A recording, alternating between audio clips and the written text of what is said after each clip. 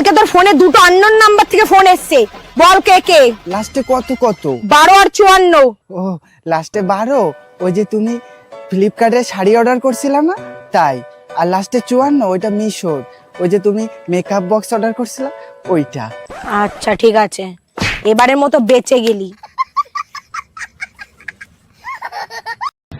Hello Google, ঘুমন্ত বউকে কিভাবে ছুরি দিয়ে মারবো? তুই জানিস না স্বামীর আগে বউ ঘুমায় না? এখন বউয়ের হাত থেকে নিজেকে কিভাবে রক্ষা করব?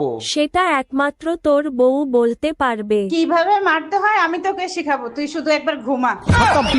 এই কই তুমি? আলমারিতে টাকা রাখছিলাম, এখন দেখি না, তুমি দেখছো? আমি বড় লোকের মেয়ে, তোমার খুচরো টাকা দেখার সময় আমার নাই। আমি গরিব মানুষ, আমারও টাকা খোঁজার সময় এখন নাই। কোনো কিছু তো ঠিক মতো খুঁজবে না, আমার শাড়ি ভাঁজের মধ্যে রাখা আছে দেখো।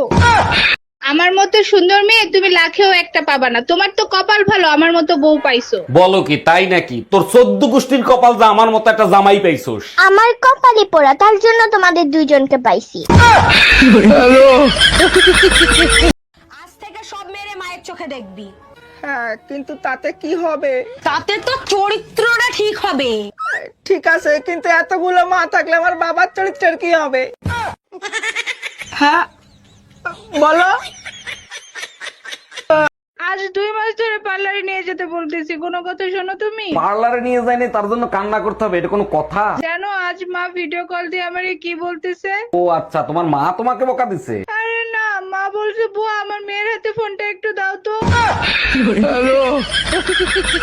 তুমি নিজেকে খুব শিক্ষিত মনে করো তাই না? হ্যাঁ অবশ্যই, আমি যথেষ্ট শিক্ষিত। তাহলে বলো তো 97, 98 এর মধ্যে কে ছোট কে বড়? এই তুমি কার সাথে রাত কাটায় আসলা? কোথায় গেছিলা সত্যি করে বলো। তোর মার সাথে গেছিলাম, সারা রাত বসে রামায়ণ শুনছি। ও আচ্ছা, তার রামায়ণ শুনে তুমি কি শিক্ষা লাভ করলা? আরে রাখো তোমার শিক্ষা, আমি তো এখন পর্যন্ত বুঝতেই পারলাম না সীতা কার বাপ।